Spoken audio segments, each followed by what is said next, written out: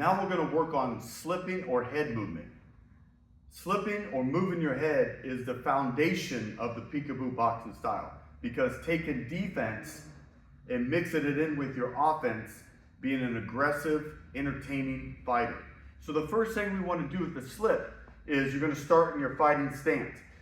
The peekaboo slip is more in the hips and in the waist versus the shoulders. Let me show you what I mean. So when I slip to my right hand side, I'm going to bend at my waist, taking my head to my shoulder. Bend. My whole upper torso bends to the side to slip that punch. All right, so go slip to the right, slip, return home. Same thing with the left hand side. I'm going to bend at the torso and slip to the left hand side. A couple tricks you can do is you can kick your hips out to the opposite side you slip to. Kick your hips out. You don't have to. Some people have more flexibility in their core where they can just bend really good at the waist. Now, the second tip is you don't want to bring your shoulders forward. All right? The peekaboo slip is you're bending at the waist. Bending at the waist. I'm not bringing my shoulders forward. That's something different. So let's look at it again. I'm going to slip right, slip left, all the way head to shoulder. Slip right, slip left. Then once I get those movements down, I can start putting them in combination. So I can go right, left, right. I can slip to the right, left, right. Right, left, right. Or I can go left, right, left. Left, right, left. Making sure I keep my chin down, my hands up, and my elbows pulled in. Remember, I'm remaining squared off to my opponent. I'm not blading up. When I blade up to my opponent, I have a very hard time to be able to go slip all the way to my left-hand side. That's why you see people that blade up, they do more of the Philly shell, they crouch, and they slip, they hang out on the right-hand side. In peekaboo, you want to be able to go both sides evenly and fluidly. That is the peekaboo slip.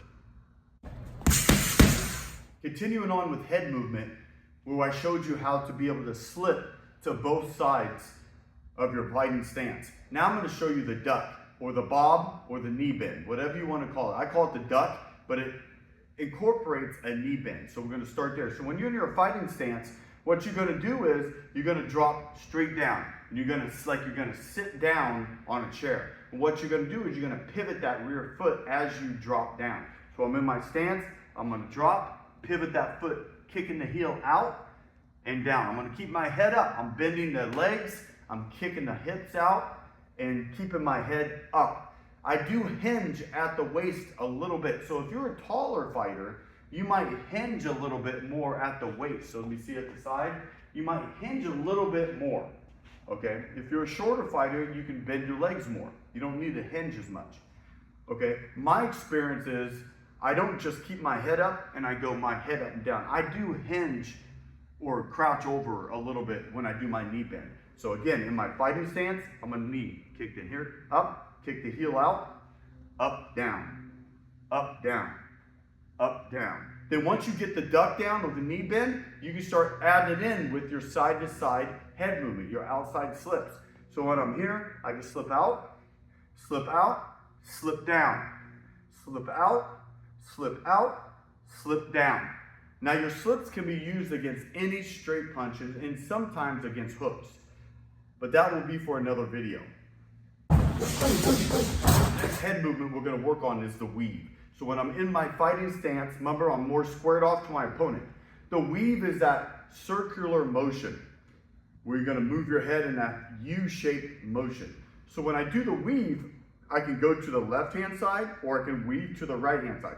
What I do is, to start the weave off, I do a little sway. I sway my head to the opposite direction I'm going to weave under. So give you an example.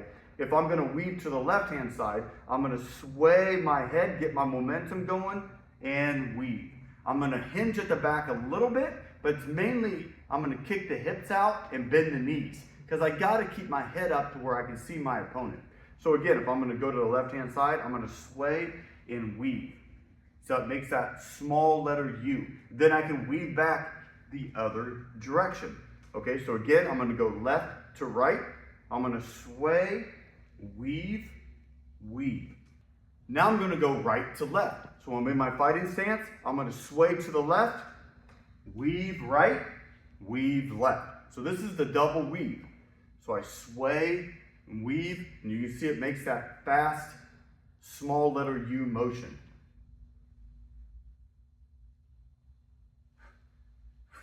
Now if I go back the other way, left to right, or right to left. Making sure you're bending the knees, kicking the hips out, keeping your head up. Because if you do boxing, professional and amateur, if you're ducking your head and bending at the waist, first of all, you're going to get called by the referee. They're going to stop the fight and tell you to keep your head up. Second thing is you're taking your eyes off your opponent. And the third thing is you're exposing the back of your head and your neck to get hit. Okay, so I want to keep my head up, but I'm gonna hinge at the waist and bend the knees and kick the hips out. Sway first and get that motion. Like I said previously, for taller fighters, you might do a little more hinging at the waist than a shorter fighter. I'm pretty tall, I'm 6'2". So for me to go from here, I'm already in a crouch position, a medium crouch. I sway, I might hinge a little bit, but I gotta keep my eyes on my opponent. I might hinge at the back a little more. If I'm sparring against a super tall opponent, I can use the legs more, okay, and get under his punches. That is the peekaboo weave.